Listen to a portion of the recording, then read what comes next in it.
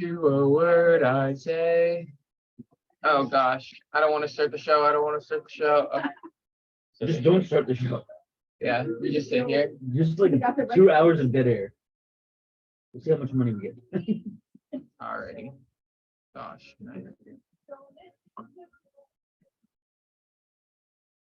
Got it. Wait, so Aiden, are you gonna be able to take this newscast?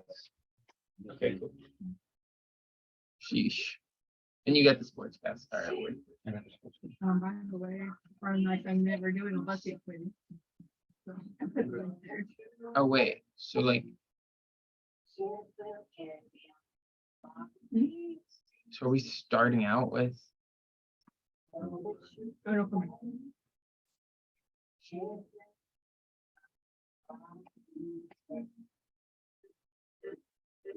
You're listening to WM.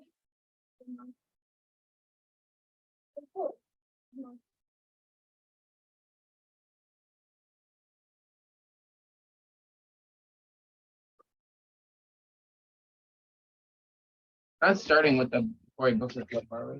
Are we? That's what it So said it in the says- script. Oh, I mean, we can. Do you guys want to? Not really. Okay, then don't. I'll move it. I'll stop it in the middle of the hour.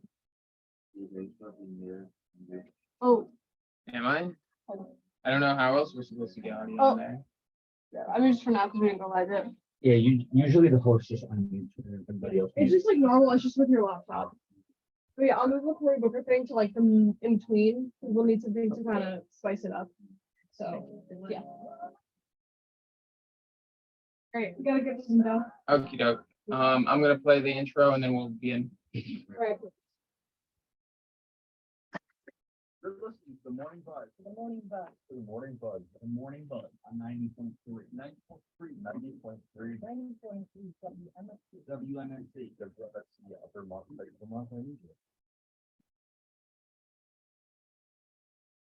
You heard all the homies. You're listening to 90.3 WMSC Upper Montclair, and this do, in fact, it's true, be the Morning Buzz. I'm your host, Jake Goetz, joined by just a absolutely gorgeous cast in the studio today. Co-host Aidan Ivers. What's up, Aidan? Good morning, Jake. How are you?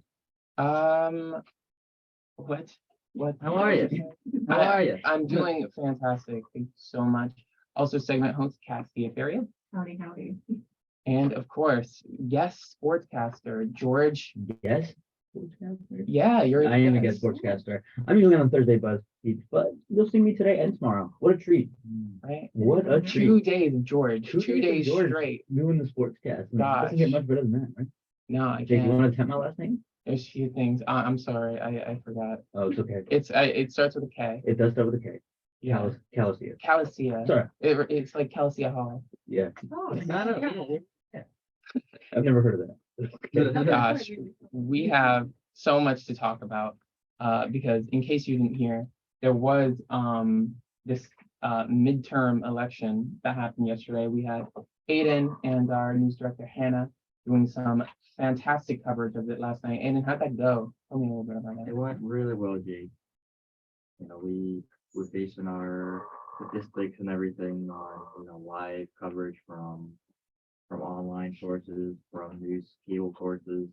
And it was really fun. I got the honor of calling my congressional district the winner of that race, and also Wow. my state governor. So that was fun. And overall, it was a pretty great experience regarding, making live calls in the field of news and journalism during election time. Incredible stuff. It sounded great. So we got a whole lot to talk about the results of the midterm elections and a whole bunch of other news stuff going on.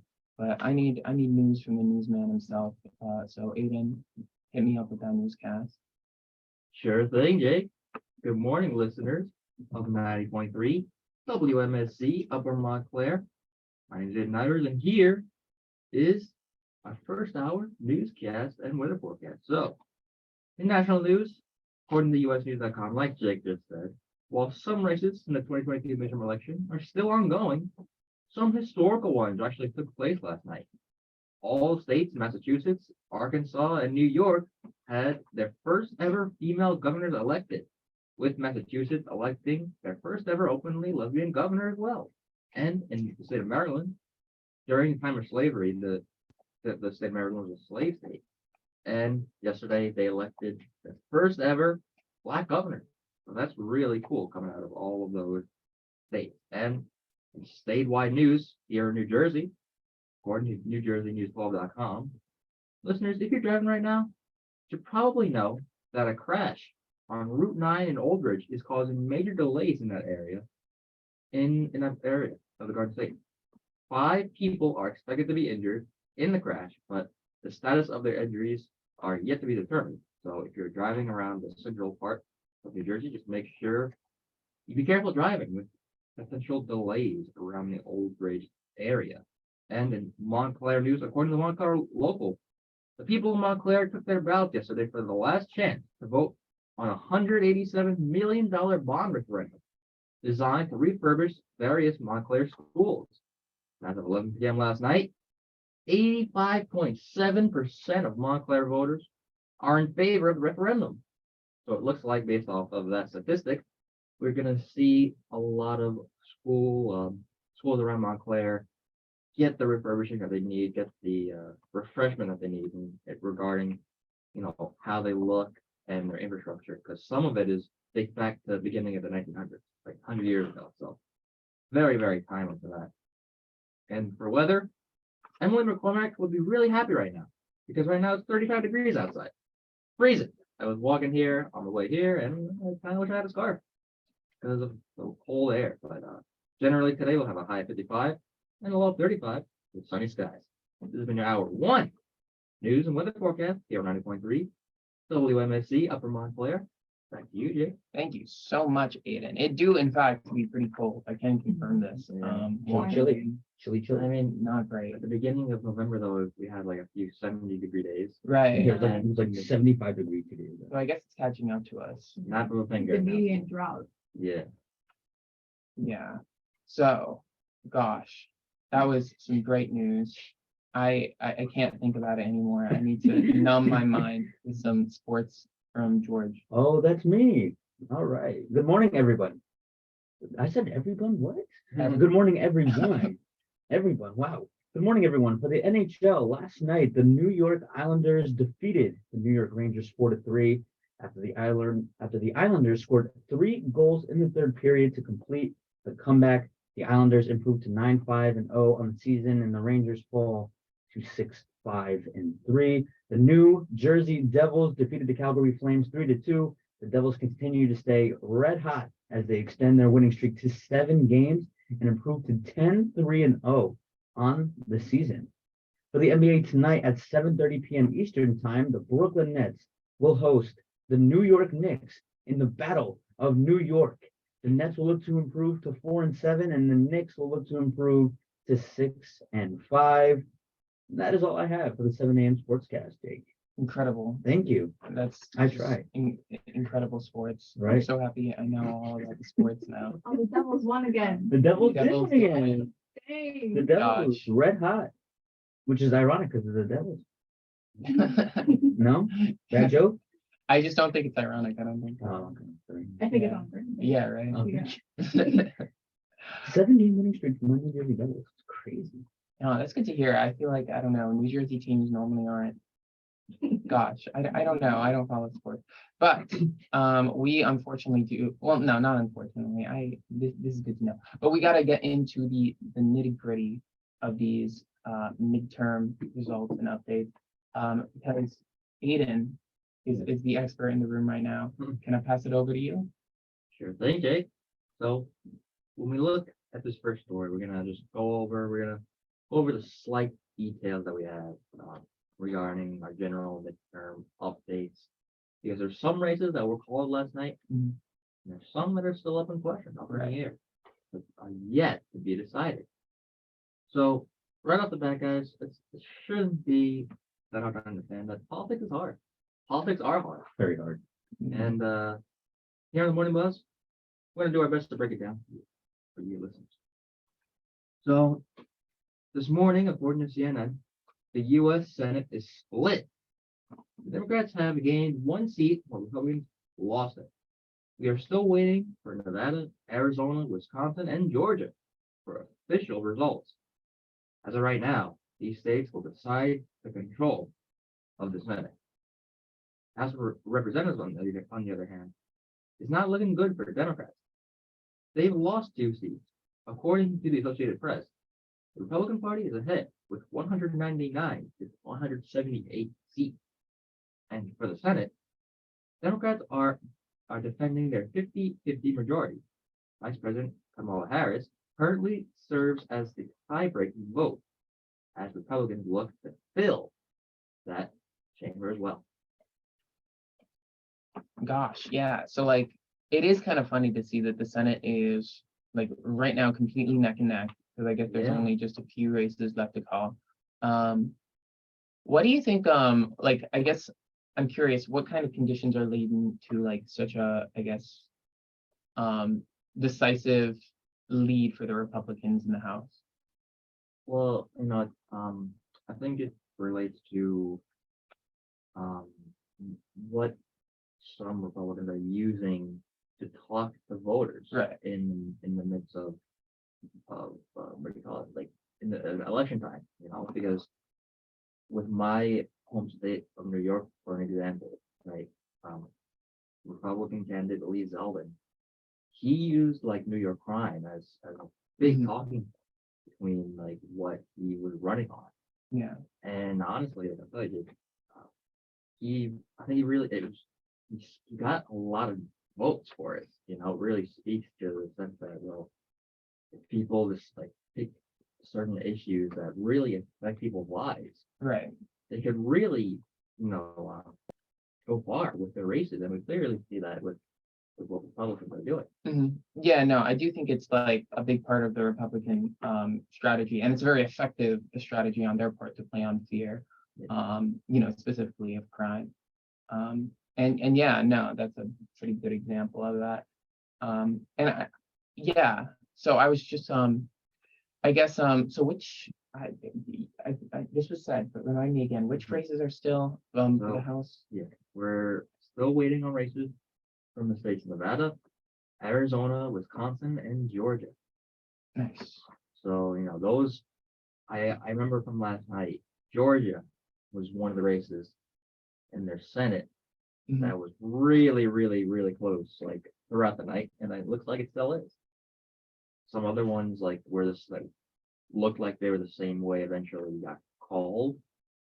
I think we saw that with the state of Pennsylvania, but it's just a matter of time, honestly, before we find the results for these races.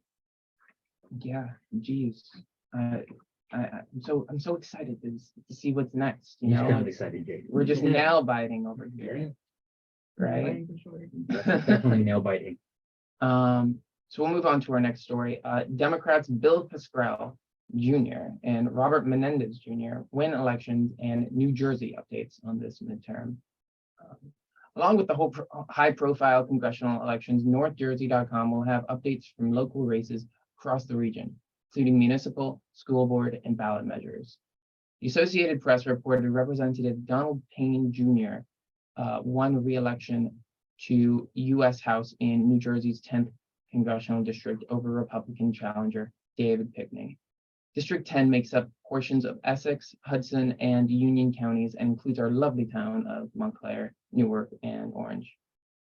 The Associated Press reported Representative Bill Pascrell Jr. won re-election in District 9. District 9 makes up the towns of Clifton, Halden, Hawthorne, Passaic, Patterson, and Prospect Park. The congressman beat Republican challenger Billy Prem to win his 14th term. Pascrell was first elected to serve in 1996. Rob Menendez Jr., son of Senator Bob Menendez, won the seat in the 8th congressional district, and Menendez, who has never held elected office but was appointed to the Port Authority Board of Commissioners last year, beat Republican Marcos Ario. Mikey Sherrill also won the 11th district in New Jersey, and all the names that were mentioned that won are Democrats. How do you guys like kind of react to that? I know New Jersey is typically considered to be a pretty blue state, but I feel like I don't know about you guys, but when I'm driving around, I see a lot of A lot of street signs that would suggest otherwise. But yeah, that's something we said last night, like, house signs don't vote. Right. People in the houses. Yeah. Yeah. I But feel it's like, like, I feel like no matter how many street signs you put up, it's not gonna change. Yeah. Our blue state, as Yeah. James said. No, absolutely. It's Yeah. always kind of about creating that kind of image of, I guess, popularity and yeah, of that momentum. And also, I kind of want to ask about Bob Menendez because I know that he's had some troubles, right? Aiden, do you know more about that?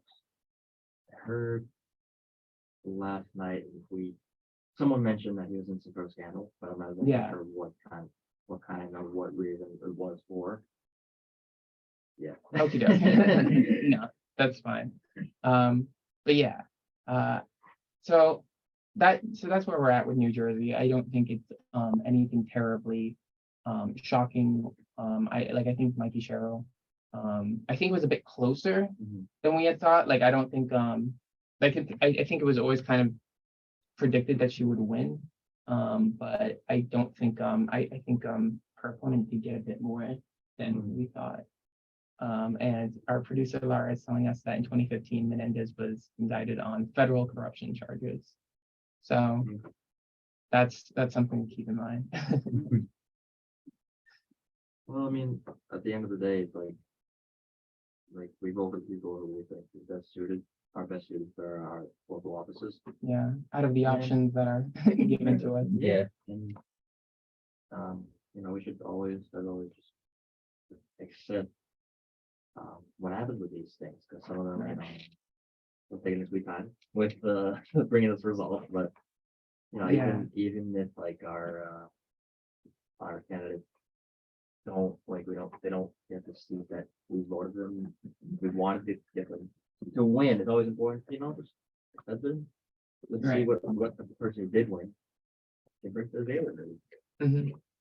Of course. So that was our first kind of leg of election coverage. We'll be right back. We're just gonna jump to a quick break. We'll be right back in a second with one buzz. I know. Gosh. So we-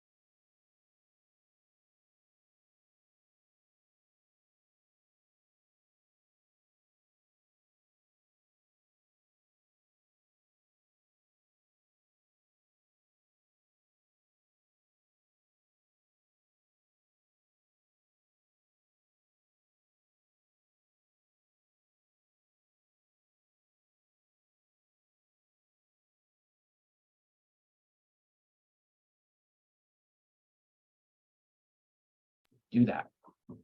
Yeah, Yes, I know that do be a lot. I'll start off, I guess, I voted early this time around. Last fall was actually my first time ever voting, and it was on election day last November, but this time, I thought like for time's sake, it'll be easier for me to do it early, so I did. And it was pretty seamless. I went to my local polling site, which was different from the one last fall. I switched it to my neighborhood, and I just went there, filled out the little circles, and then I watched go into machine. Yeah, no, and I think it's interesting, like the way, like, I don't know, at the one that I had, it's like you do it on a machine, but it also puts it onto a paper. And I thought that was really sick. Because like, I don't know, I know that like, especially with so much controversy around the amount of time it takes to like count the ballots. I'm really interested in like hearing like how the machines were like structured and like how like the votes are counted. Because I know like it's just such a point of controversy, and I don't know. But with that, we'll get into our next story. Ian, Sure. So, according to NPR.org, Democrat Maxwell Frost has won in Florida's 10th congressional district, making him the first ever member of Generation Z elected to serve in U.S. Congress. Frost was heavily favored to win the Orlando-based seat, which is solidly Democrat. He defeated Republican Calvin Wimbich by 19 percentage points. According to AP News, Frost will succeed outgoing Democratic Representative Val Deming, who challenged incumbent Marco Rubio in the Senate. Rubio won his election. Frost tweeted, quote, "History was made tonight.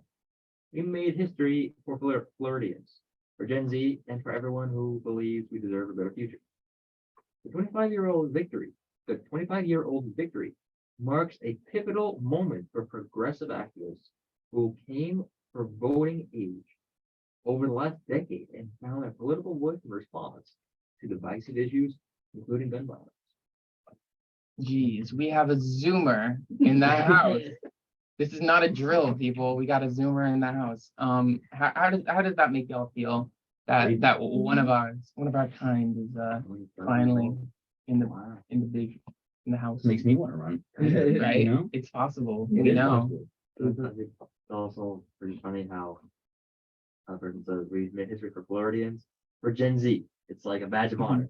Mhm. Right? We're gonna fight for Gen Z. It's really cool, and like, yeah, like, it does make, I guess, me more, inspired, I guess, to get more involved in politics, because like, I don't know, you look at politics and you just think of immediately like old men who Yeah. like have so many opinions about nothing, but seeing somebody like around like not our age, because he's 25, but like in our generation, I guess, is like, gets me pumped up. Hopes for the future. Yeah, right. And I do think that like it's kind of insane how like little has changed in terms of the faces we've been seeing dominate politics over the past 20 years. I mean, like Obama was vice president in 2008, and now in 2020 he's still. He was not vice Oh, president. no, Obama I'm was not sorry. vice president. I meant to say Biden. I'm sorry. We forgive you. Our I never know. and also I just think it's interesting because like Zoomers, like Zoomer, the Gen Z generation, I should probably stop saying Yeah, I haven't Zoomer heard. so much. I just think it's a better term. Like Gen Z sounds dumb to me. I think Zoomer is funny. But like that starts in 1997. Oh, So I guess like this dude, if he's 25, must be like somewhere around there. Born in 1998. Yeah, right. 1998. okay. Or 1997. Yeah. He's So like, 1997. 1997. mhm. Yeah. So like I don't know. I do think it's kind of like surprising that we haven't seen that yet. Mhm. Like, yeah, I don't know. I do think that having young people in politics is it just makes sense, right? Like Yeah. there's so much more investment need into the future. That's George said, it's like inspiring for people like us Yeah. to say like, well, maybe person in my age range in the, in the gap of between 5 or 10 years from me, maybe that could mean I could do it too. Yeah, and like George said, it's important, like new ideas, new perspectives, Mhm. brought to the table. Because they understand how we function as. Yeah. Because we're in the generation, or the Zoomer generation, as Jake likes to say it right now. So I'm gonna say Gen Z. I'm not gonna say Gen, but we're in the Gen Z, so they're gonna understand what we like, how we function as a Mhm. country, especially in this day and age. Oh, absolutely. And I think that's actually a really important point because like I think it's very easy to underestimate the shift that has been undergone in like the last 10, 20 years, like with just how the internet has affected everything. And I think like Gen Z is like the generation that is truly like native to that landscape. And I think being able to navigate that and being able to see, like for example, I'm really interested to see if he has anything to say about like, the issue of digital rights and digital security. Because I don't think that that's an issue that's being taken very seriously, or at least like not on the individual scale. And I don't know, I'd be really interested to see if he's more hip to that. It's a matter of time before we see, like, what he brings to his prospective congressional district in Orlando. Hopefully, have more Gen Z people run for, Yeah, no, it would be nice. to Especially see more of president. that. That'd be really cool. we don't want no I think more it's like a couple 75-year-old million. presidents. Yeah, right. Somebody from Gen Z runs for president. Gosh, yeah, I guess you have to be 35 to run for president, Yeah. don't you? Yeah. So like, We we got got 10 some years. time, but We got a few years. to move on to another milestone that we kind of saw go down last night, author Wes Moore is projected to be Maryland's first Black governor. Author and former nonprofit chief Wes Moore, a Democrat, defeated far-right Republican Dan Cox to become the first Black person elected governor in Maryland's history. Moore, 44, delivered a major victory to Democrats in a tough national election cycle for the party, reclaiming the governor's mansion after 8 years of Republican rule on a vow to leave no one behind. A message that resonated in a diversifying state where people of color have recently become the majority. He campaigned on the standard Democratic platform, calling for an end to child poverty in Maryland and more state investment in public transit and renewable energy projects. Y'all hold the phone. Investment in public transit. Let's go. Okay, sorry. That Doesn't yeah. really impact us here, Jake. No, I know. I'm just saying. Yeah, we're not in Maryland, I'm buddy. just saying. Well, I guess the people Public over there- transit's For the people in Yes. Maryland, get pumped up. You just were, Jake. You just were in Maryland. How would Was you I? say? Yes, that's How true. would Yeah, you you say were in about Baltimore. transportation then, like right now? The public transit. Yeah. I mean, geez, it's hard to Speak say. your mind. Speak your mind. I was in a car, Okay. so I Wow. I didn't get much of a sense. I guess I saw some buses. Hmm. I don't guys, you saw some buses. I saw a bus. Maybe we'll see more buses. Yeah, there'll be more because of investing in public transit. No, but this is so cool. Like I don't know, it is like, it's funny. I do think that like we see a lot and we hear a lot about like more diversity, but I think that especially like in places of power, like Congress and like the Senate and like governors, there is still a pretty wide disparity. And it's cool to see Yeah, I mean, it's some like, fight against that. Yeah. relating back to what I said before about my governor's race, with what Lee Zeldin said about like what he was running on, have really made an impact on voters, and I feel like this same idea will have a big impact on voters as well in Maryland, because that's what something what people want to see like fixed in their day-to-day lives. Yeah, absolutely. And that representation absolutely like it matters so much to people. Especially when it is like if it mentioned that it's people of color are a majority in this area. Yeah. So it makes sense that like there's some representation. Mhm. Definitely. It's good to see some diversity, Yeah. Oof. And Aiden, wanna Oof. Yeah, sorry. He tried so hard. Aiden, wanna hit us up with what's going on in Pennsylvania? Sure. According to CNBC.com, Josh Shapiro won the Pennsylvania governor's race, beating Republican Doug Mastriano and keeping the swing state office in Democratic hands as of yesterday night. The Shapiro led Mastriano about 11 percentage points, with roughly 64% of the vote in.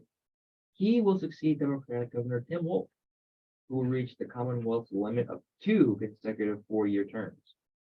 Shapiro held more than 10% of a more than 10 percentage point edge over Mastroianno in an average of polls compiled by 538. The Democrat Shapiro has served as Pennsylvania's Attorney General since 2017 and was previously a state representative. He ran on issues such as protecting abortion rights, defeating false claims about the fraud of the 2020 election, and reforming the criminal justice system to address inherent biases. The Republican Mastroianno is a retired U.S. Army colonel and a state senator in Pennsylvania's 33rd district, endorsed by former President Donald Trump. Mastroianno campaigned on plans to fight violent crime, enforce stronger borders, implement anti-abortion policies, and act on Trump's false claims of election fraud. He was on the grounds of the Capitol during the January 6, 2021 riot. Also, Dr. Oz lost the House seat to John Fetterman. Dr. Oz Yeah. ran. Yeah. Wait, What? dude, you didn't know that? No. When Follow Pope. I saw his campaign commercial at my house like 2 weeks ago, I sat there like, this cannot be real. No, yeah, I the was Oz so Fetterman campaign has probably been one of the most Why- wild aspects of this Yeah. midterm. Why do we have like celebrities running? Like Dwayne The Rock Johnson wants to run for president. he Oh, said. It's also funny that Yeah. he ran Dr. Oz. yeah, no, Yeah, yeah, he said, actually, I am I Dr. don't know I can remember that. Oh, really? Okay. Oh, is that- yeah, I don't even know his first name. He's from Um, Dr. Oz and look at that. That's it. yeah, he was pretty wild. And then he lost. It's like, I wonder why. like Spencer just said, it's kind of seeing how like celebrities can run for office have a chance. Mhm. Because I have a big Yeah. feeling if It The was Rock so ran for funny. office one day, a Yeah. lot of people would vote for I him. think so. Yeah, I mean, there's a degree of, I mean, obviously, like so much campaigning is just getting your name out there and getting Mhm. your face recognized. And if you're already a massive Yeah. celebrity, you kind of have those things Have to show down. where he's going, I guess, and I- And Yeah. also a lot of I mean, I don't know, like a lot of a lot of like being a politician isn't even like the ideas you have, but how you present them. Mhm. So if you're an actor, if you're Yeah. used to that, then yeah, you could be very effective. And especially if you don't have strong beliefs yourself and just kind of go with what's whatever is like strategically advantageous Mhm. for you to support, that could, yeah, there's kind of a history of that going well for people. Dr. Oz's campaign most expensive according to Laura. Yeah. Interesting. He doesn't even live in PA. Oh, He lives in yeah. Jersey. Yeah. Dr. Oz, Yeah. traitor. So like a lot of money went into these Mhm. far right campaigns because they really did. This was supposed to be the red wave. Like they wanted to make this to make this the thing for them, and it doesn't seem to have worked out like that. Imagine him spending all that money on a campaign and losing. Yeah, well, I Nice. forget, Aiden, I don't know if you remember this, but there was someone who was the person, was it Paul the Groot that you guys were talking about last night that that like put all their money into it, like out of pocket Oh, and like lost? I'm not exactly sure if it was him, Yeah, but maybe. there's definitely a big difference in the price of our like Montclair's congressional district candidate Mikey Sherrill and Paul the Group's campaign money, Mhm. because like Mikey Sherrill had a significantly more amount of money towards their campaign than what we did. So I'm Right. not exactly sure if that's what you're referring to, Jake, but Okay. yeah. No, I just remember, I'm sorry, I don't know if it was him, but there was mention of like somebody who like put a lot of their own money into their campaign out of pocket and like still lost. Well, there was one guy, I don't remember what role he was running for, like what seat, but it might have been for like a local Clifton seat, you know, like in just municipality. And his big thing was he was a $0 guy, Mm, in the sense that I guess like he's running on no money at all in his campaign. yeah, But someone, I Yes. think Foster, I was remember. sitting here yesterday, and he said, like he did an interview with the $0 guy, and then the $0 guy gave him a card, like his business card or whatever, Mhm. Mhm. and it said paid for by whatever for whatever fee. Paid Paid what? It has $0 guy though. So who made that? Who paid for that? I need explanation, sir, now. Or Yeah. it could have been just have to say you got it. Yeah, right. That does give an air of professionalism to it. Yeah. That is very funny. And I do think like, I don't know, it is a very interesting idea of like the amount of money that goes into campaigns Mhm. and like how, like what exactly is done with that money. Like, I don't know, like, and also where it comes from, because that's a big part of it too. Well, I think it could come from regular people. Right, yeah, no, I know that's a big thing with like, yeah. I think, yeah, They want to, donate to that candidate. support. On their website, probably they have like the number of like the different squares of however money you want to Right. donate, or you can donate a different amount.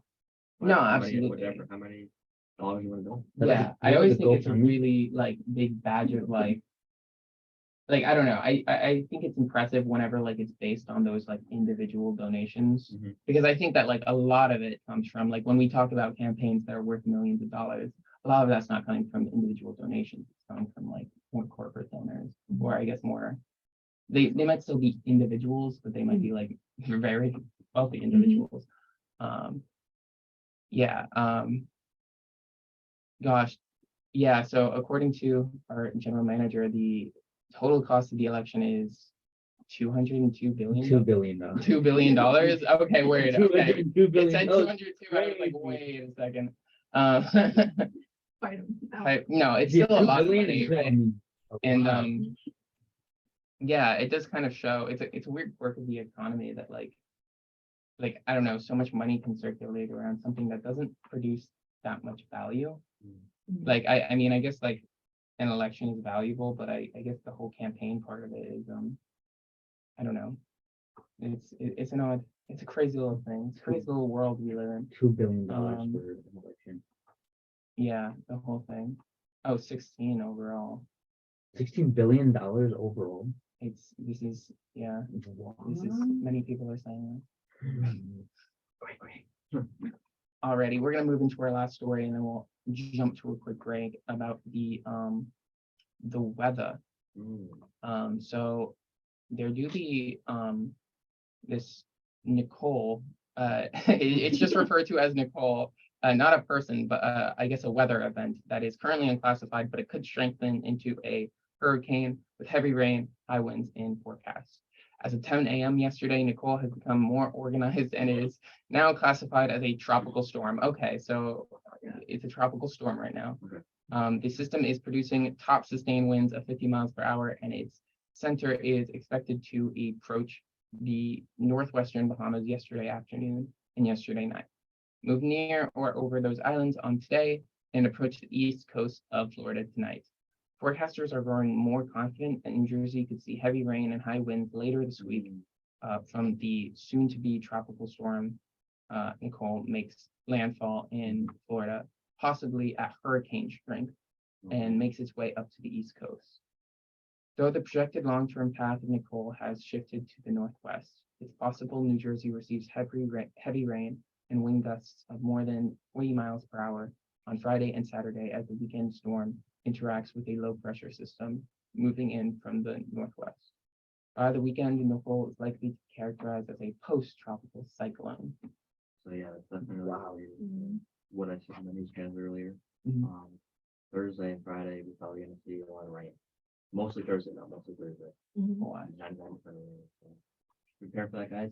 Put your umbrella in your bag, like I always forget to do. I'm holding out hope for that 1%. Yeah. Really? Just like it's just gonna jump over Montclair. Oh, yeah. We're Right. dry. Yeah, Yeah. famously, yeah, Montclair, the place where famously never rains. Like if we beg and plead Um, Nicole to not hit Montclair Yeah. State University, Nick, you No. just listen to Yeah. me. Didn't Florida just get over hurricane? Like, Yeah, hurricane. yeah. Hurricane. And like, they came on coming. Yeah, no, do the why do tropical storms exist? Heat and stuff. yeah, okay. That's Sorry. yeah, that's a climate lesson. But climate change is also a thing. Yeah. And I don't know, it do be bad. The amount It do of be bad. yeah, I do very not in favor of climate change. And tropical storm. Not like tropical storms. So yeah, it's good to be aware of that and prepare. All right, so you got a segment, Lots of Kat, windows. but we're gonna take a quick break before we jump into that. Give you a second to rest your mind after all this heavy election knowledge. We need a breather. Yeah, You need you're listening to breather. 90.3 WMSC Morning Buzz. We'll be right back.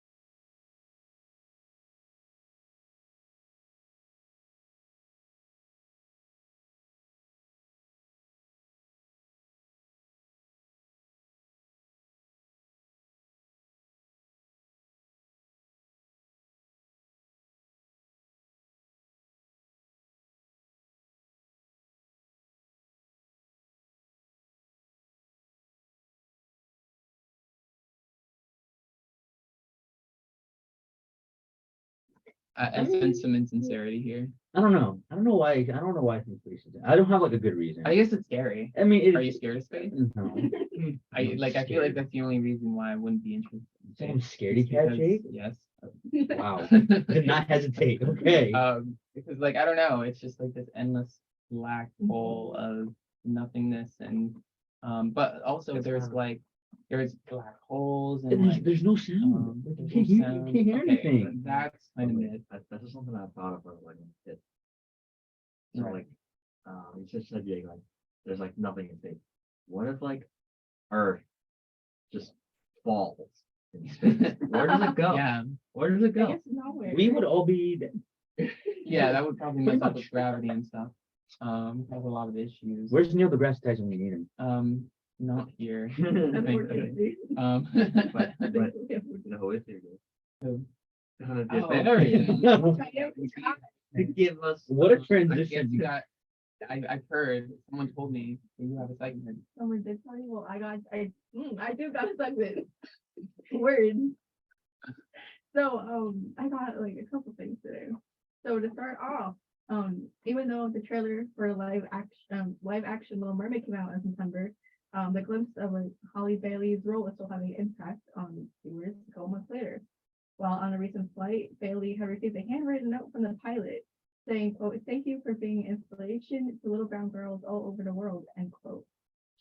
Bailey had shared a photo of the note on Twitter, and the airline tweeted back, "You're giving so many little girls wings." And I thought that was like really cute. Oh, so That sweet. is adorable. Mhm. I can't wait for that movie. Really, I really can't.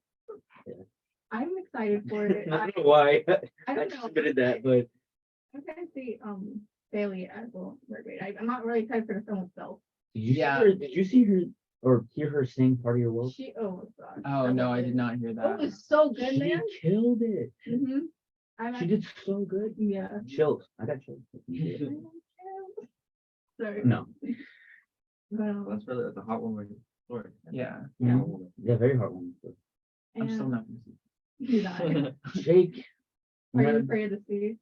are you scared? There is, there is a weird existential aspect to the ocean, but I also think it's kind of awesome. Like, I don't know, I love the ocean. But like, I don't know. The truth is, I'm scared of having to sit through 2 hours of a soulless Disney remake. Yeah. When you already seen the first one? Not even. You It's didn't not see even the the original first one? one, right? Like, I have, Oh, okay. yeah, and it's good. But like, I don't know. These like the remakes. Yeah. Not my I don't thing. like the remakes. I think it'll be cool to see her as Ariel. But Yeah. that's about it. Yeah. That's cool, but Yeah. And moving on to other live action series, because apparently that's what everybody wants now. Are you guys familiar with the Percy Jackson book series? Or I've no? heard of it. Yes. I've heard of it. I've Oh, heard. you did? Mhm. I haven't read it myself, but I have friends who read it. And as you guys know, the book series is being adapted for a live action series. And guess who was announced as part of the cast? Who? Lin-Manuel Miranda. what? Yeah. Why? Who is that? Yo, y'all don't know who Lin-Manuel Miranda? Are you serious? Unironically, Wait, Aiden, you really don't know? he's the dude who made Hamilton. In the high And he school wrote show. all the songs for Encanto. Bruno, that's Yeah. his creation. Ever since Hey, since he we don't made talk about Hamilton, Disney just is extracting him like Literally. He's Just, not the best actor though. yeah, no, You it's- know, he's not great songwriter. You know, he puts out banger after banger. Well, but as far as Honestly, acting it's goes, debatable and to in my play Hermes, What songs do you not like? like I don't know. I just for me, I think he has a very unique style. And I thought that was like so great. Like I think Hamilton is like incredible. Even though it's kind of cringe in a lot of ways. But it is very good. But I feel like ever since then, I don't think he's ever been able to like make something as new. Like, you know, like he just has this very unique style that's unique, but like he just keeps doing that again and again. And Yeah, I after get- like Feeling that, yeah. 5 movies where he's just done that, it's like, okay. Mhm. Well, apparently Miranda will be playing the god of Hermes, messenger god who looks out for travelers and thieves and is known to be a trickster himself. So upon the announcement, many fans took to social media to express either their excitement or their opposition to the casting There's one Twitter user saying how we are one step away from James Corden playing Zeus. That is spot on though. Yeah. When you think of Greek gods, you know, you think of big dudes. You know what I there's mean? that aspect Not to it. Tubby Corden as Zeus. You know what I mean? Bro, there's no need for that. Is there? No, I love James Corden, but you know, I don't, but but yeah, but like with Manuel Miranda, I don't look at him and I'm like, oh, he's Hermes. You know what I mean? I guess it could work, but also like the thing that confuses me is like there's no. This isn't a musical, right? No, yeah. So like, why? yeah. Like, if he's being decided solely off his acting ability, like, you do realize that you could just choose anyone else. That Literally is anyone. like a resemblance to Greek god. Mhm. Like Chris Hemsworth is Thor. Yeah, You know what I like mean? But I don't know. I'm not even saying that he has to be some like ripped, Yeah. like crazy I dude. think I think he. God. Like that's not his energy. What's it? I think the article was talking about like how the director recorded. He was talking about like, how they were writing his lines, and he said that he couldn't get Lynn's voice out of his head when like as like who would play him. I'm like, really? I guess Lynn, like he does have that voice, like Mhm. even like in his speaking voice, It's there very is like a distinct. uniqueness to it. We really can't say anything until we actually see him perform. I mean, I'm not gonna So, watch the movie, but Jake, just being a downer, man. yeah, You're not gonna watch Little Mermaid. You're not gonna watch the Percy Jackson Yeah. series. What are you gonna watch? I'm gonna watch nothing. Wow. I'll read a book. Yeah. Next time. I think I just yeah. Reading. Reading. You don't like It's reading? overrated. I do not like reading. Who reads anymore? Um, People just watch the movies. a lot of people do. Yeah, I think I don't. A lot of think people read. Yeah. No, I feel Not like me. reading's actually had like I don't know. It's cool to read now. Yeah. Like Yeah. I'm not even saying that like because like I don't know. This is not my decision. This is something that I've just kind of picked up the vibe. Mhm. Well, with that, after all this midterm stress, I think we all need to take a break. So let's find out where we should go on vacation. Oh shoot. Oh Yeah. yeah. Really? Yeah, I got it. A BuzzFeed quiz. Okay. BuzzFeed quiz Yeah, on the morning So buzz. let's do it together, I guess. Okay. How amazing. I'm excited for this You're excited? Okay. because I've always wanted to know where I should go on vacation. Really? You know, Yeah. it's like where do I go? Where is my essential Where's my vacation spot? essential vacation? Okay. Well, we're gonna choose a bunch of food, I guess. Mhm. And All right. let's do this. The first one is either pizza, sushi, pasta, or a burger. So we're democratically deciding. Yes. Okay, so it's not even like we're even. It's like where we should all go.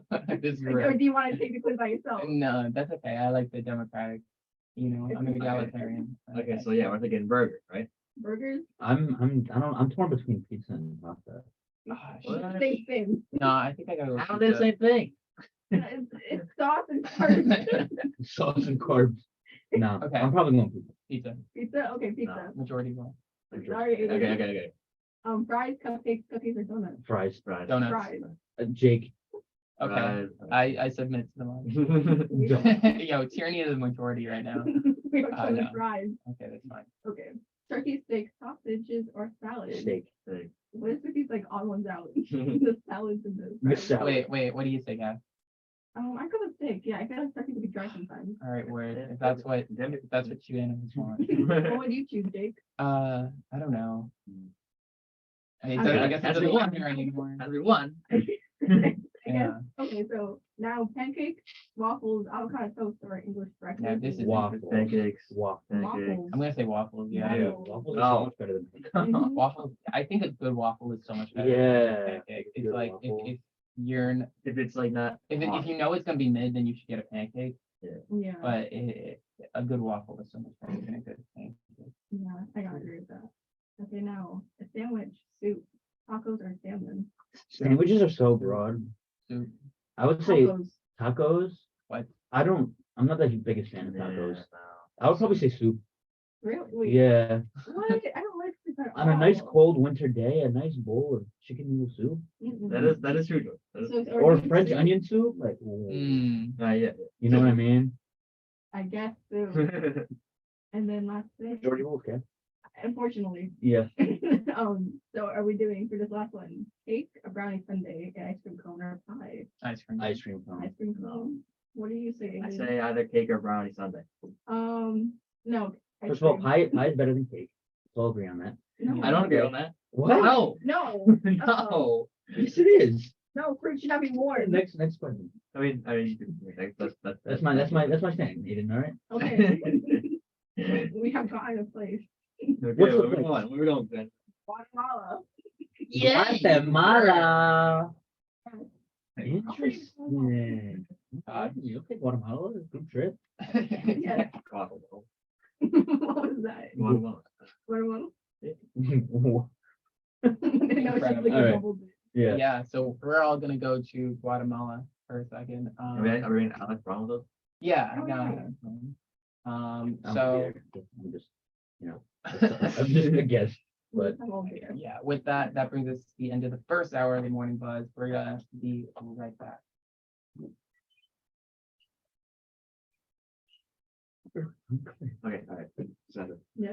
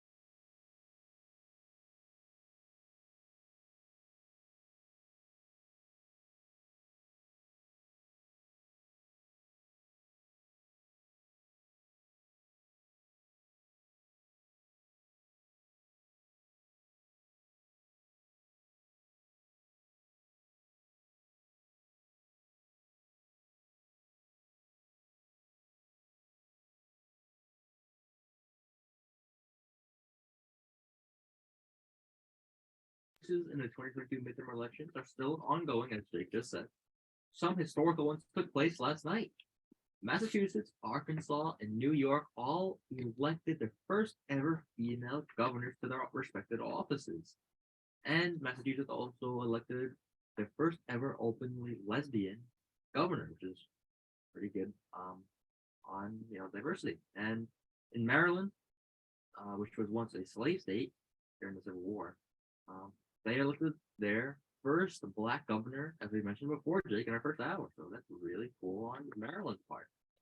And in statewide news, according to New Jersey News12.com, earlier this morning, a crash took place in the neighborhood of Old Bridge along Route 9. And if there's been some traffic around that area, listeners, if you're driving, please, we hope that you're being safe and careful. And yeah, hopefully, like by now, that slowly be taken care of, because I can tell you firsthand, when accidents happen on major highways, it takes some time for it to be cleared up. And I mean, a lot, like hours, but hopefully people involved are okay, their injuries. And in local news, we're going to Montclair local.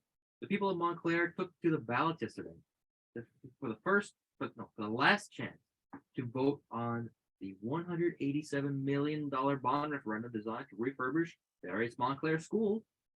And as of 11 p.m. last night, 85.7% of voters have voted in favor of the referendum.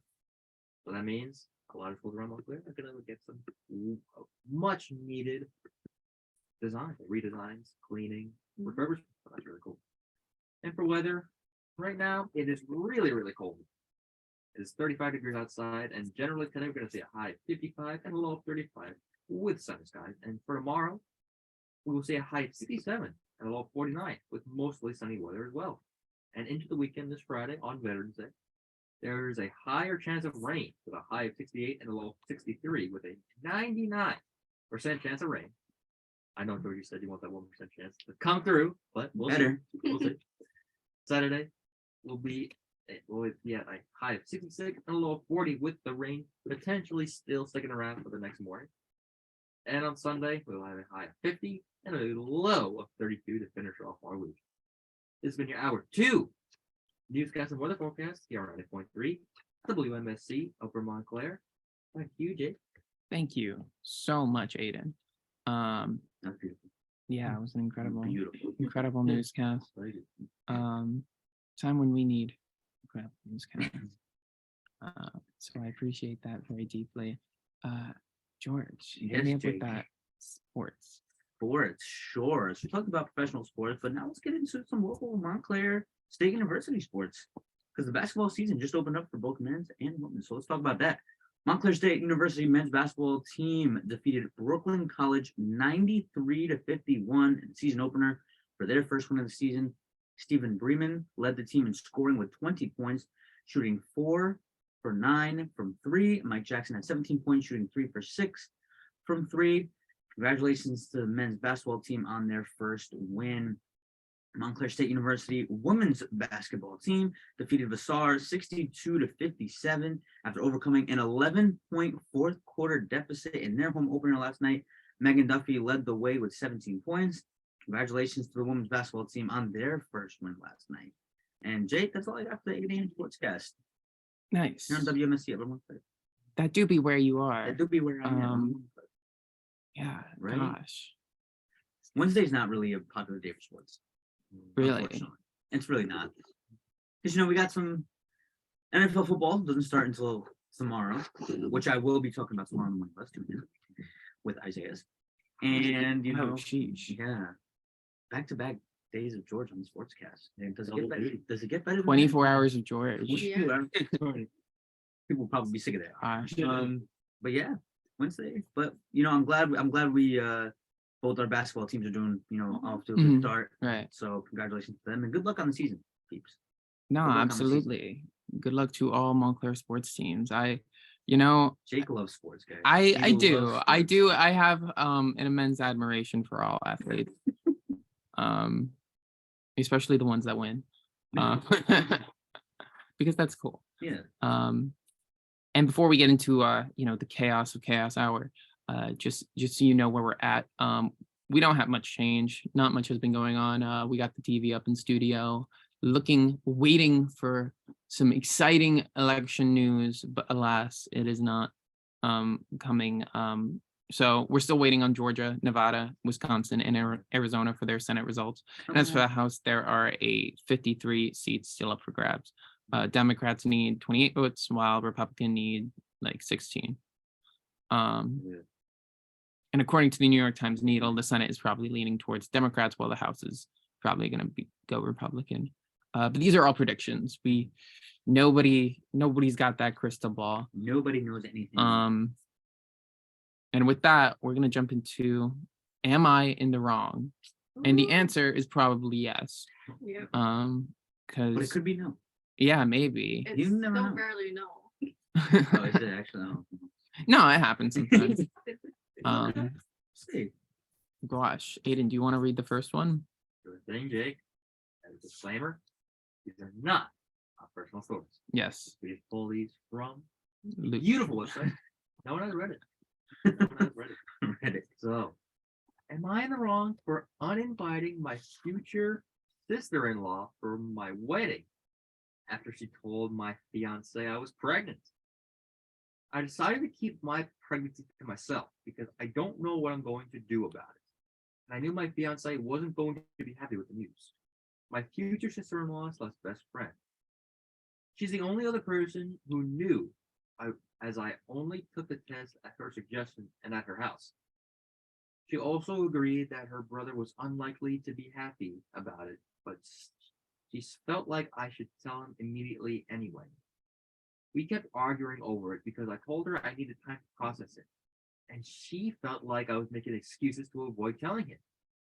In the end, she told him herself while we were having dinner with family. He was so upset he confronted me in front of everybody. So now they all know everybody's upset with me. Keep it in. Sheesh. Her sister kept trying to reach out and apologize after it happened. Her only excuse was that he's her brother, so she couldn't keep it from him, and that she gave me 3 weeks to tell him myself. The last time she called me, I was so upset that I answered and yelled at her. In the heat of the moment, I uninvited her from the wedding, and I told her I would find a new bridesmaid. I've given my fiance and his family another reason to be upset with me, but I've refused to let her come into the wedding, even as a regular guest, despite them asking me to do it. It's being important to them for her to. Jeez. The lack of communication in this one. Wow. I feel like it's beyond the lack of communication. I feel like it's This got personal quick. yeah, right? It's very ugh. Yeah, unfortunately, when people are expecting new members of the family or they're getting married, could breed a lot of ground for drama. Yeah, in that absolutely. family. Now, I think the thing that's interesting for me the most is this decision to not tell him. Like, so I guess she had 3 weeks to tell him about this baby, and she didn't. And like it's funny because on one hand, I think like she kind of has the right to do that. Like, I feel like you can't like say like, no, you have to reveal it regardless of how uncomfortable you might feel. But also like, I don't know. It's a very like tricky situation, and especially like with the way the sister decided to just say it anyway and be like, hey, this is happening. I don't know. What are your thoughts on this? I don't know, like what you said, like I think to an extent, like she has the right to keep it to herself, but also this is something that's gonna like change her and her fiance's lives. Like I think that's Right. something important to like tell. Yeah, I don't think the sister-in-law should have took it into her own hands though. It's like I said before, it's like crossroads, Mhm. crosshairs of something that could be potentially unnecessarily dramatic for families, because now that like she's upset with her sister-in-law and her brother, she just uninvited them from the Yeah. wedding. So it's like it's kind of like a lose-lose situation. Yeah. It's almost like the two sides of it is like, I don't know if she They're was right kind- to do it, and I also don't know if she was right to react that way. But But if she said that I decided to keep pregnancy to myself, Mhm. and then she says somebody else knew, is Right. that really keeping it to herself though? Well, I in mean- terms of the, I mean, make it public, you know? Make it public. Oh, okay. Yeah, well, right. Yeah. And also like just the fact that it happened in such like a like it sounds like there was like a confrontation at like a family dinner, which is like a very undesirable outcome. So it's like even if you were gonna spill the beans for this person, like maybe don't do it in that context. So I don't know. I feel like there's at least some level to this sister-in-law being messed up a little bit. Like even if it wasn't completely wrong for her to reveal, like to tell the secret, like I feel like she probably could have done it in a better way, or like Yeah. I don't know. Definitely. But I mean, uninvited to the wedding. But yeah, like that's pretty Wow. harsh. But like at the same time though, it's a pretty big violation of trust. It is. Right? Like I definitely see where you're coming at from. You know. no. So Like the fact that it was like done in front of so many people was probably embarrassing. right. Yeah. Wow. So, Jake, you want to reveal? the Yeah, answer? so I think Reddit's kind of in line with us in saying that everybody's in the wrong here. That's the first, but made the right choice in this situation. Yeah, Yeah. no, and it's funny. I think like it really is all of them. It's well, Everyone It messed was a up. collective yeah, effort. no, like even the fiance too is kind of like Collective effort. I don't know. Yeah, so congratulations on teamwork, I guess. Yay. Thanks for helping us answer the question, everybody. Okay, so we'll jump into this next one. Am I in the wrong for putting mistakes in my shared Google Doc notes? This is actually really funny. What? I, 21 male, so you know it's a chemistry student, am taking organic, just the way he said that, not like the fact that he's a male, like I, 21 male, So much. that's how it's written, am currently taking organic chemistry. 1. Needless to say, the class is incredibly tough. Luckily, though, I've been studying since day 1, so I'm doing all right in the class.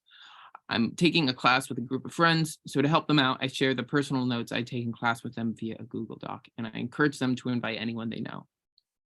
Recently, one of my friends invited a friend of theirs, let's call her Jess, 20 female, who I've never really interacted with, but I have a massive crush on. I think she and I would make a great couple, but she's not really into sensitive, smart guys. What kind of story is this, man? I know this because Oh no, no! I know this because I see her Instagram stories with her going out with really jock-like men. Oh. You're thinking your own grade. You're thinking your own grade. This is electric. Let's get to the story. I'm interested. Like, where does the Google Docs from? Our third exam is in a couple of days. I was going through the Google Doc and I realized that she was using my doc the most. You can see who looks at or edits doc on Google Docs, and most of my other friends would pop up sometimes. I would see her icon pop up a lot. I also know for a fact that she isn't doing well in the class, so I got a really good idea. I would put subtle mistakes in the Google Doc so that she wouldn't do well on the exam. Then I could offer to tutor her. Way. That way, I can interact with her and talk to her so that she'll realize that I have a great personality and we can hopefully go out together. Gosh, I need a sec. Okay, All right, come on. I told my friend about this plan and they called me an quote unquote incel. Wow. Not in. For context, insults are men who blame women in society for their lack of romantic success. Personally, I think they're overreacting because Jess isn't going to do well either way, even if I don't put mistakes. So my plan will actually benefit her grades while also allowing me to interact with her and talk to her. I think it's a win-win for everyone. But I was also wondering if my friend may have been onto something. So am I in the wrong? Absolutely. Yeah. Dude, this is crazy. That's a crazy story. What? Every sentence, I thought I couldn't get like any more. Purposely sabotage the girl you have a crush on so that you can hang out with her and tutor her? Yeah. Or Jess. Yeah. But like, I guess the thing that's most bewildering to me about this is like, why? Yeah. Like, you know, she's doing bad. Like, Poorly. literally, she says, like, it doesn't matter. She's gonna do bad anyway. Wow. So it's like, if that's truly how you feel, you can just offer to tutor. Yeah, just offer to tutor If anyway. this is your Google Docs and you have the wrong answers, she's gonna look at you like you don't know what you're doing. Yeah. Even Yeah, like, that's gonna foil So- your. yeah, that too. Facts. look stupid, these two. Gosh, yeah, I failed my test because I looked at your bad notes. Yeah, thanks. Can you tutor me? Jeez. So But the way the story was written, no, I think that's the best part about it. It's I, like 21 male. it's like so clueless. It's actually kind of cute for me. Let's Like, call I don't Jess know. 20 female. Like, okay. Well, talk about sabotage. I came Though. up with the perfect This- plan. Yeah. Yeah. I will come up with a perfect plan. I will purposely sabotage this girl that I've had the crush on for the longest time, and then I will tutor her, and she will be all mine. That what? yeah, that's the energy. Yeah. Yeah. Yeah, so Everybody's yes, no, I think we can all agree. This dude's been Just like well, the no, pregnant it's just this guy. It's pretty one-sided now. well, the person who takes organic chemistry. Yeah. Yeah. Down bad for too long. Down bad. Oh, And man. yeah, gosh, it's funny. I want to talk about this more. Laura Zaccardi simply saying STEM majors, and I guess that really is all there is to say. Yes. What does STEM STEM stand major. for again? Science, Science, technology, technology, engineering, math. Oh, okay. So I thought Yeah, all the stuff that I'm not good at. right. So we do have one more. It's a shorter one. Okay, there you go. Am I in the wrong? Okay, wait. Am I in the wrong that I did not want bad coffee as a kid? My friend Sheesh. went to a foreign country outside of the United States and Europe and came back with some gifts. My friend knew I liked coffee, so he got me coffee that I know I won't drink. It's a dark roast, and there's no roast by date, which means it's not fresh. I gently put it back in the bag and politely told him why I don't drink that kind of coffee. Him and his friends said I was being ungrateful and rude, and that I shouldn't have thrown the coffee in the bag, which I didn't. Am I in the wrong for not accepting a gift that I wouldn't use? Brother, Yeah. Like, dude, coffee yeah. drinkers. Yo, the coffee, like as a certified coffee drinker myself, I do not drink coffee. I have to say, I am fascinated by the dynamics, like, because like making coffee is kind of like a science, you know, it's like a thing. No, like there is like a technique to it, and there are people who get very into it. And Maybe we'll have the championships or something. oh I yeah, saw. that's actually crazy to think. I used to be a barista, I but did. I worked at Starbucks? Starbucks. Really? Yeah, so like it's not. Yeah, it's not like I was like an expert or anything. I wasn't doing any really gourmet stuff. Maybe we'll have the organic chemistry guy Um, look us up. Yeah, no, ask him. I'll Man, I purposely- really messed up this coffee. So I doesn't could, enjoy. so she could ask me about all the different variety of coffee flavors, and we could talk, and she'll find my great personality. Yeah. Yeah. That's great. No, that's my plan. Yeah, no, but like I don't know. Sometimes this is a very Reddit moment for me. This is very Reddit. Because I feel like I see this a lot, especially on these like am I in the wrong things of like people being like, I guess not understanding, like pretending not to understand social, Yeah. like Mhm. how social interactions work. Like it's like, well, I wasn't gonna use it, so like why would I like take it? Yeah. And it's also like, geez, somebody got you a gift, just like That's take not it. worth the Yeah. bet. It's really just like, It's okay, the they did a thought- nice it's the thing for thought- you. It's the thought that counts. Yeah. If it sits on your shelf for like how many more years, fine, whatever. But like, don't be like putting it back and like saying I don't want it. Yeah. I don't appreciate what he did for me. And also Literally. like It's like, you got me coffee? Why? Why? Yeah, no, you got me. And it's like a thoughtful gift too. Like they know he likes coffee. He likes coffee enough to be like, I can't drink this. It's a dark roast and there's no roast by date. Like, I'm sorry. Like, you know, that It's not that deep, man. All right. Drink the coffee, Just accept it. please. And if not, just leave it on the shelf. Yeah. Yeah, or just like throw it away. It's or give it to someone else. Like it's Don't make the literally not person feel hard, bad, but you know? it's like there's no reason to like reject someone just because of like, I don't know. It's so odd because this is so like obvious. I don't know. Maybe some people like have trouble understanding like pretty basic social things, but gosh, Reddit folks make me mad. Do they? Yeah, Ready. gosh. So President Rocket. yeah. Reddit Oh is yes, running no. Yeah, Reddit is unanimous as well. So really, at least Reddit's like self-aware. All right. We're gonna jump to a quick break. You're listening to 90.3 WMSC Upper Montclair. This is the morning buzz. We'll be back with some chaos hour stories and any election news that pops up right now. You know, the elections are all the same. So no worries. We'll be right back.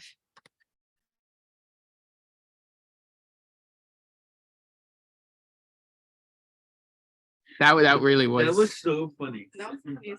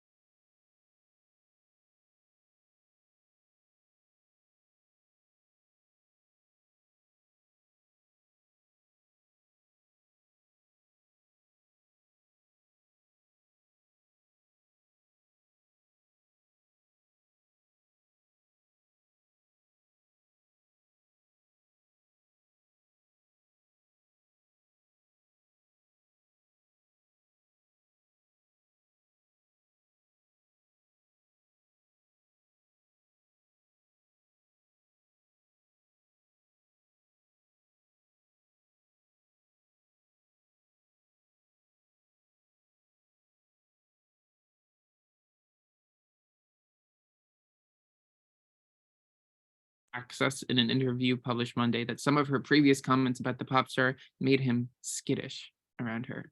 She said, quote, "He's scared to death of me. There was a period of time before she grew up when he was foolish, doing foolish things. I must have said something about it, and then I understood that he was paying the front door people to let them know when I was there, coming and going, so he wouldn't have to bump into me," end quote. The foolish behavior the judge is referencing appears to be Bieber's 2014 arrest for driving under the influence at the age of 19. Prior to that arrest, Bieber repeatedly had run-ins with the law, including charges pertaining to vandalism and assaulting a limo driver. The year of his DUI arrest, Judge Judy had stern words about the pop star. At the time, she told CBS News, quote, "Being a celebrity is a gift. You can either treat it reverently or you can make a fool out of yourself. And he's doing a very good job making a fool out of himself. And I think it's sad. Nobody's going to remember that he was a marginal singer. Jeez. Wow. But they are going to remember a Judy. young kid who had a chance to have it all and who is blowing it by acting like a fool," end quote. Acting like a fool. Sheesh. Judy. That was, with the mic drop. dang, like, yeah, I I mean, mean, Yeah, I she's get not that. wrong though, Yeah. not regarding like. Is she in the wrong?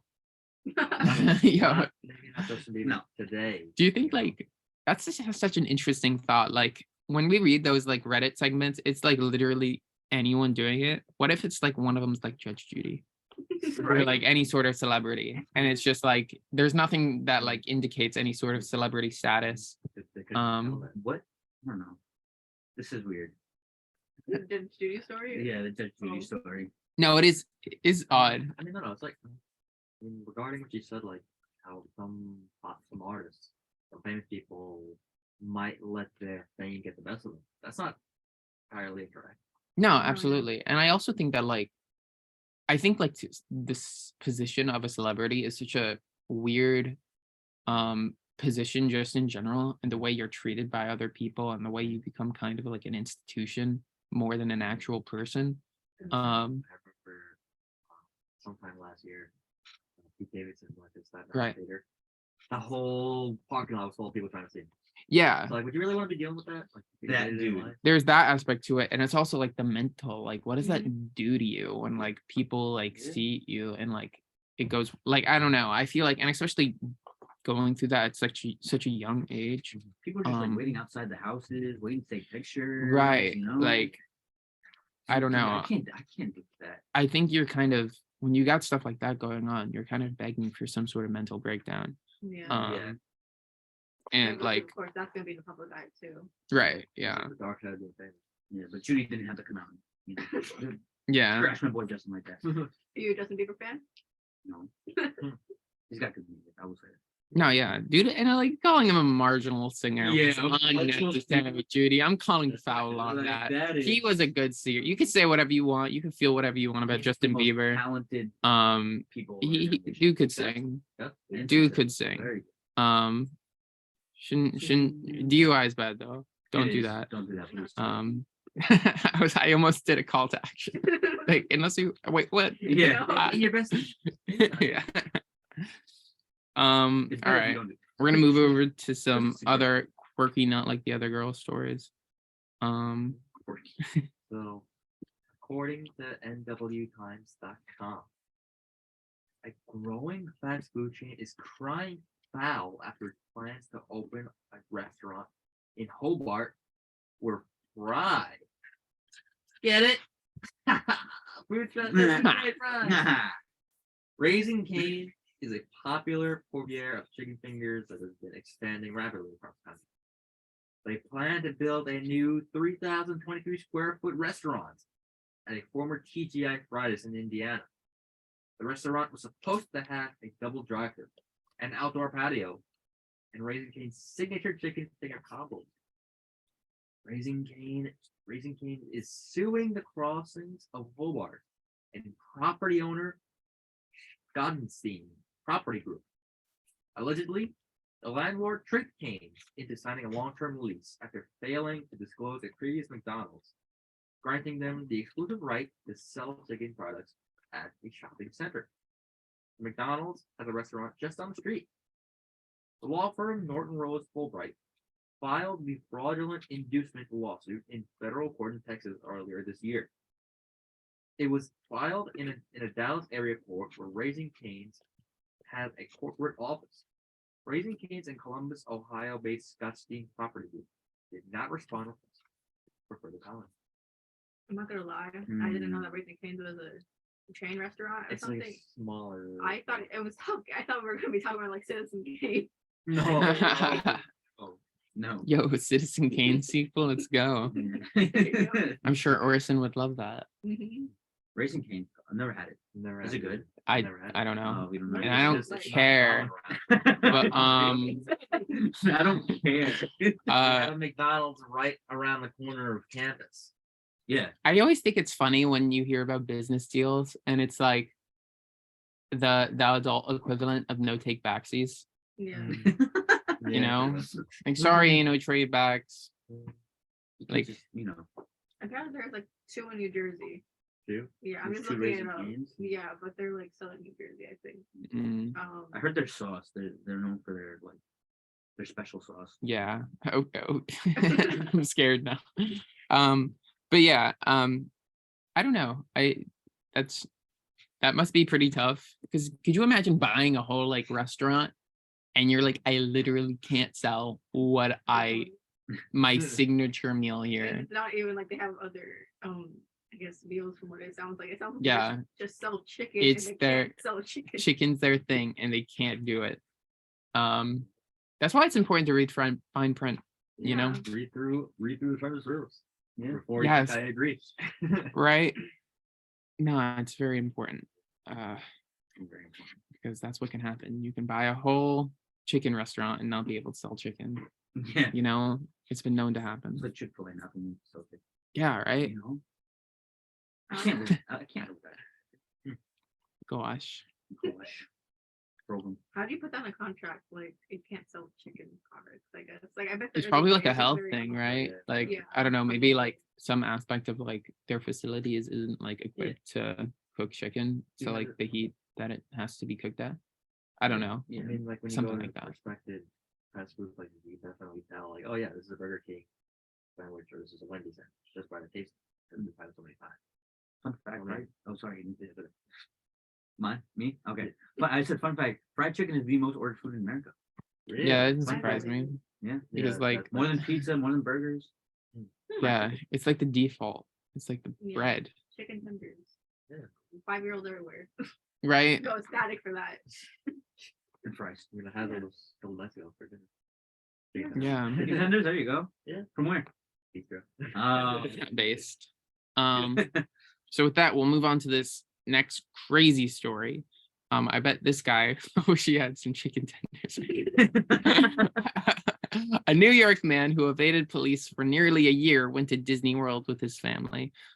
He was spotted by his investigator and arrested. The happiest place on earth, not for this dude. A New York man who evaded arrest for about a year was arrested while vacationing at Disney World after an investigator in his case spotted him. Jeff Andre, a federal postal inspector, was at Disney World in October when he spotted Quishan Burton, who was on the run from police after a year after he was implicated in an identity theft scheme to steal $150,000 from pandemic loans, according to court documents seen by Insider. The court documents said, quote, in order to carry out his scheme, Burton fraudulently obtained and used names, date of births, and social security numbers of at least 4 people, end quote. He was charged with conspiracy to steal government funds, theft of the government funds, and aggravated identity theft, court documents said.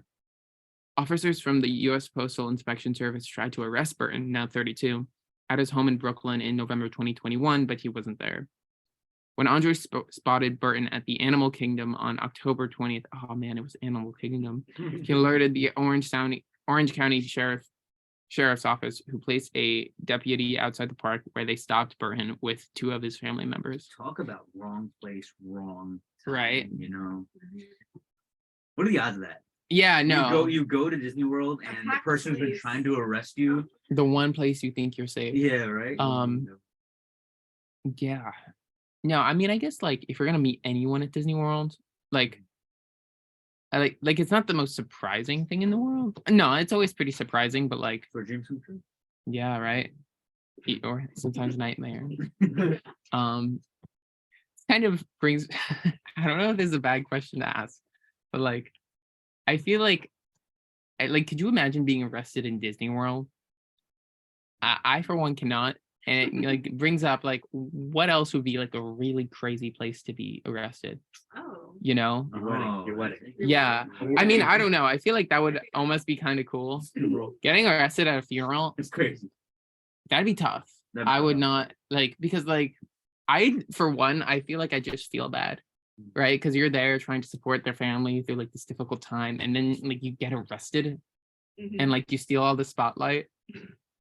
I feel like that's Wow. kind of honestly that's true about any like event, right? Like if you like at someone's wedding and you get arrested, like it's like, oh sheesh, I'm sorry guys, I didn't mean to bring all the attention onto me. Have a great night, guys. Don't mind me. Yeah, don't mind me. Officers, can we take this outside? Please. Yeah, maybe someday. I was gonna say church. Church. I mean, like, I guess it depends how you feel. Yeah, If you're just trying to get out of it, then I mean, do something. it's a plot the whole time to get out of it. yeah. Okay. Geez, I don't know if I want to spend more time speculating on how I'm gonna get arrested. So, Aiden, want to hit? Yeah, next. Next This is another gonna, story. I can relate to the story a lot. Before the pandemic started, or no, during it, I had my SAT taken, took my SAT, Oh no. and according to CNN.com, 55 students might have to retake theirs after theirs were lost in UPS truck. Taking the SAT is a stressful, anxiety-inspiring rite of passage for many high school students. That I can agree with. But over 50 students in El Paso High School may have to take the test again after their test flew out of the UPS truck transporting them and were lost or destroyed. The El Paso Independent School District told CNN that it is currently working with the College Board, which administers the SATs, to quote determine a remedy for students who lost the test. The SAT is a standardized entrance exam used as a metric for applying to colleges across the United States. A total of 1.7 million students in the high school class of 2022 took the SAT at least once. The El Paso Independent School District said that the loss affected students who took the test on October 27th on campus. Staff were able to recover all but 55 of the tests. Students whose tests were lost will be able to take the ACT, another popular standardized exam, on December 10th at no cost, according to the school district. UPS stated that it has apologized to the school and students in a statement shared with CNN. Dang, I that's mean, if my absolutely SAT got wild. lost, I That was because some UPS driver doesn't know what they're doing, yeah, I wonder what happened. to I'd the be driver. so mad. I just think That would be it's enough. funny because Especially if I like got like a perfect score. Imagine. for those of you that have taken the SAT recently, like I don't know about like how they did it at your school, but it felt like I don't know, you take it so seriously, right? It's like, Yeah. I never took the SAT. I took the ACT. oh, okay. I took the ACT. And I guess these kids are too, Yeah. because I find the ACT easier though. Oh, really? Mhm. So you took the PSAT and then The PSAT and then I you took took the ACT. ACT. Laura Zachardi is expressing strong opinions about the ACT. How is the ACT different? What do you say? I would say I mean, ACT is, it's got the same subjects, but I don't know how to describe it. It was a long time ago. I'm old, guys. No, it is hard to remember what's actually on these Yeah. these tests because they're just I so think I just guess on everything. Mm-hmm. Oh, they have 4 subjects. That's right, Laura. I think it's like math, reading, science, and then I don't know.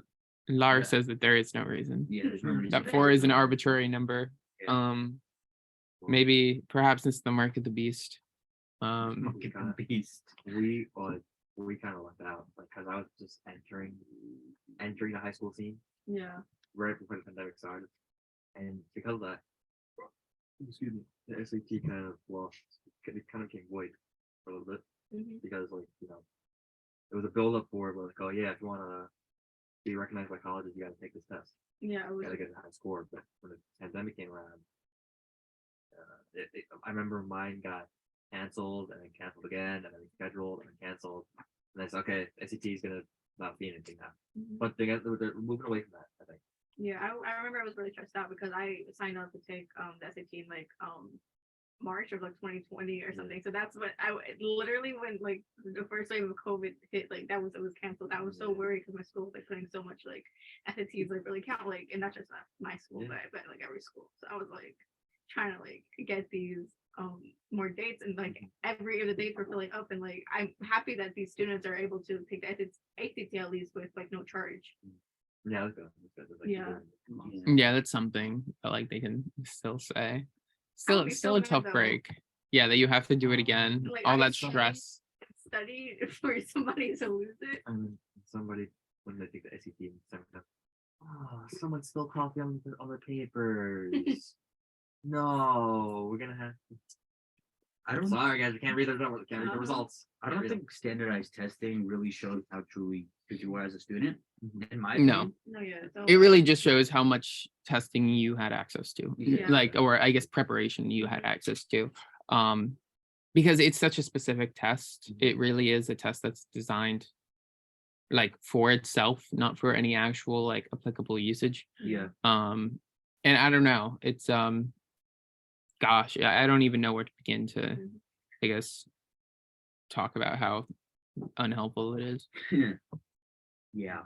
But in terms of actual literary academic rigor and We do this video story. success, gosh, you just spoiled it. I was like starting. Oh, Okay. you were gonna go there? Yeah, My bad. no, Foreshadowing. no. Yeah, but no, in terms of literature, man figures out how many cans of SpaghettiOs it takes to write the Lord of the Rings trilogy. Oh, no. Who has the time? I am for very that? confused. what does that mean? Is he writing the trilogy with The can? the With- SpaghettiOs? with the little With the it's that- noodles? Like, Yeah, sometimes, with like, the maybe noodles. pen, but As a he's using kid, the- He's writing the whole trilogy with SpaghettiO. Who has time? I for have this? lots of questions. All right, Let's see if we can get some answers. As a kid, writing out goofy messages with SpaghettiOs was a fun pastime. Never did. Nope. This is news to me. I feel like it's like Men in Black, where like memories are being implanted in my mind of doing this. But one creator may have taken the childhood game too far. TikToker TSJ Electronics developed a script that determines how many cans of SpaghettiOs it would take to write any book. He then used the technology to figure out how many cans of SpaghettiOs it would take to write the Lord of the Rings trilogy. First, using real-life cans, he figured out the average distribution of each letter in a can of SpaghettiOs. Then he plugged the data into his program. Next, I Sorry. can't even. I had Okay. Next, he figured out that the Lord of the Rings trilogy can contain 2,261,000 letters. Next, he figured out with the letter E appearing the most at 12.4%. The program did the rest. It takes 8,795 cans of SpaghettiOs to write the Lord of the Rings trilogy. That would cost $12,000. But look on the bright side. You'd have There is about no bright side. 8 million SpaghettiOs letters left over. The hilarious video racked up I can't say it's hilarious. I haven't seen it. It racked up 2.8 million views. If you were to write a book or script with SpaghettiOs, what would it be? Something that's Jeez, not gonna cost $12,000. I didn't know. Who has time for that? Like, The way people make these programs like fascinate me.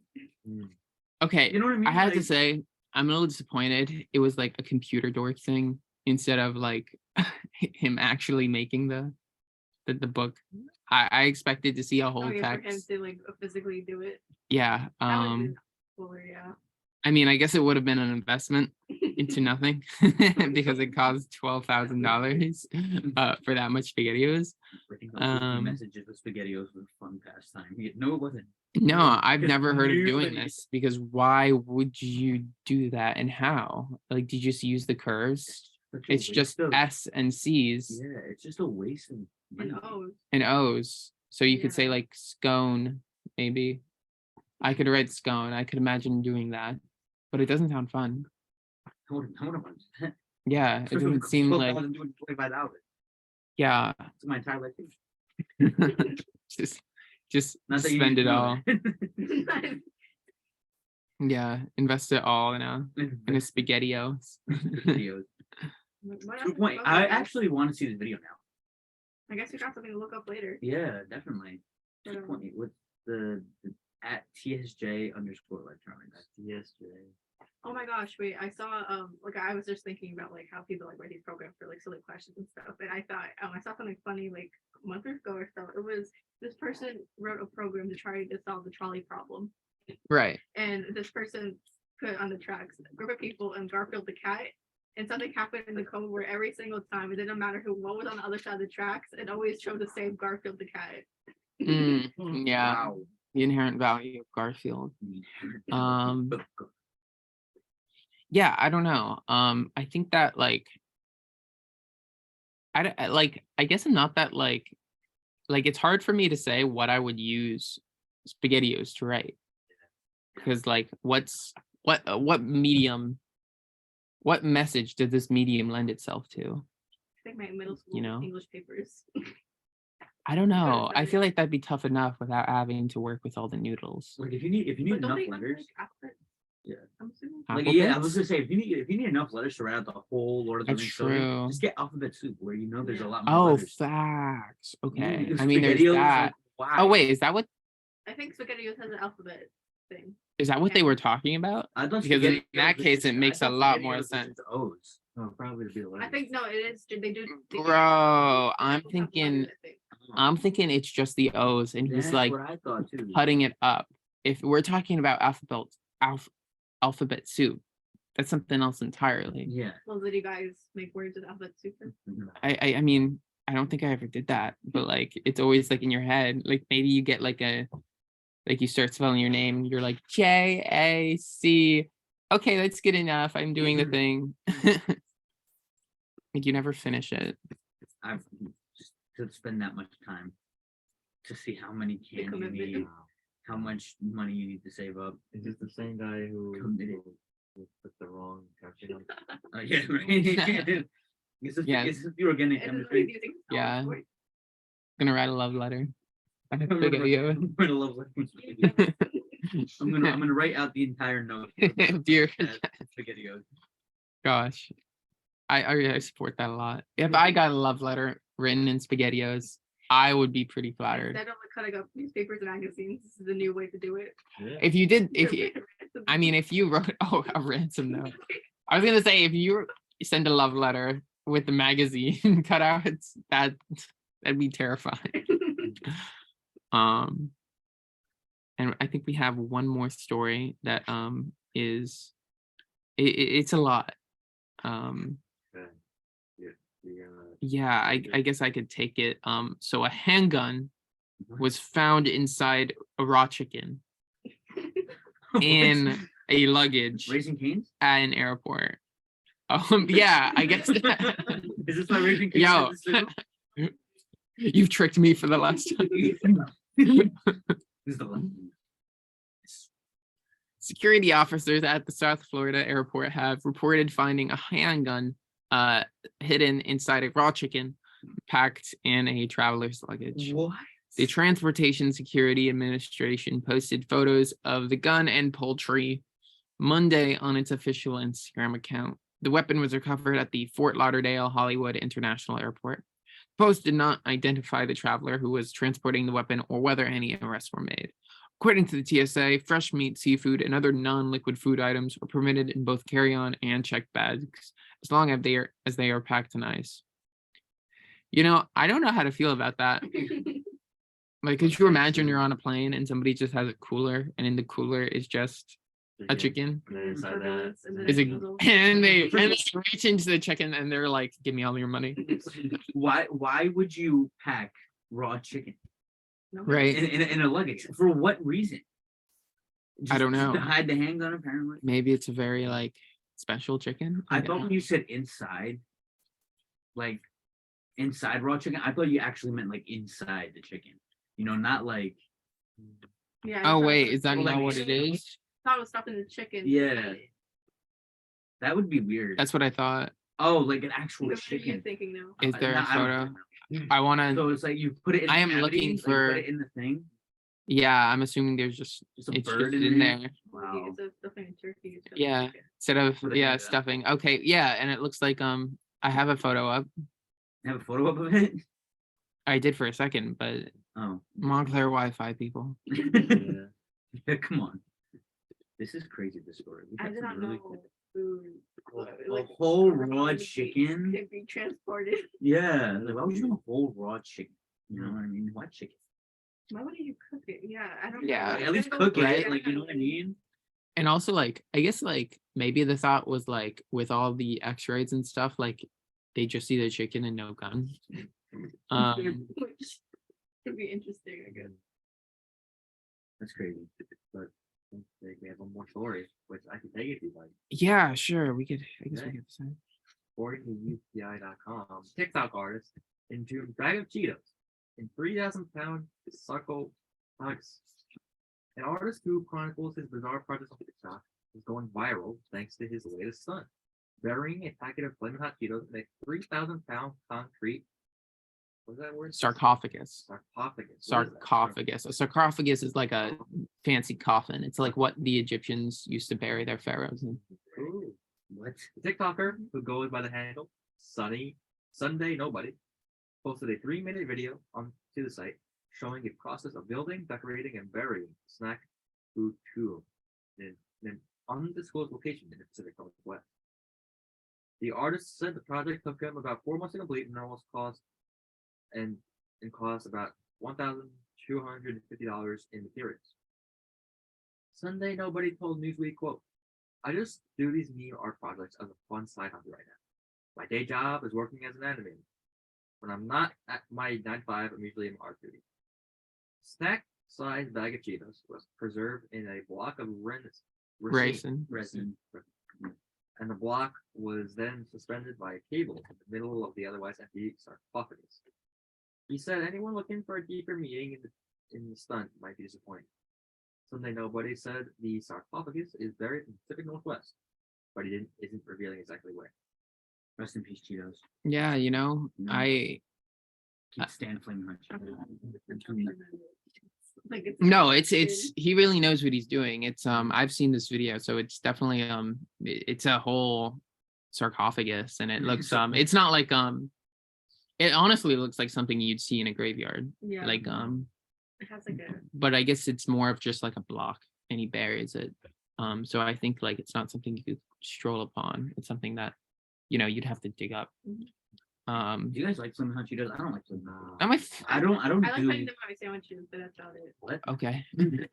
Not my go-to, but yeah, I do think Are we just skip over the fact that she says she puts it in her sandwiches? I think that's What's fine. wrong with that? What's wrong with that? You don't put Um, like chips No. on your sandwiches. No. It adds crunchy. I have to say, if you I might have to try that. I've right, tried that before. interesting. Interesting. I do think that Flamin' Hot Cheetos are a very important cultural artifact. Really? I mean, I just feel like they have like their songs written about Flamin' Hot Cheetos. There's a Stand song spicy. written I about don't do Flamin' well Hot with. Cheetos. Yeah, you never heard Flaming Hot Cheetos by Claro? Oh yes, yes, yes, yes. It's a good song, bro. I know that. I one. have to. There's so much. See, I just talk about sports. I don't. talk about Gosh, yeah, and like culture. when like after the when future humans discover this bag of Flaming Hot Cheetos, I feel like there will be such a connection to today. Yeah. Definitely. I think it's also interesting how I guess it's considered art in a weird way. Mhm. He says I There just is something do art. artistic about it, and like I don't know, it's I understand it's a meme, but like the thing about memes and like you're like, oh, it doesn't have like any meaning to it. It's just like, well, I don't care what you think. Yeah.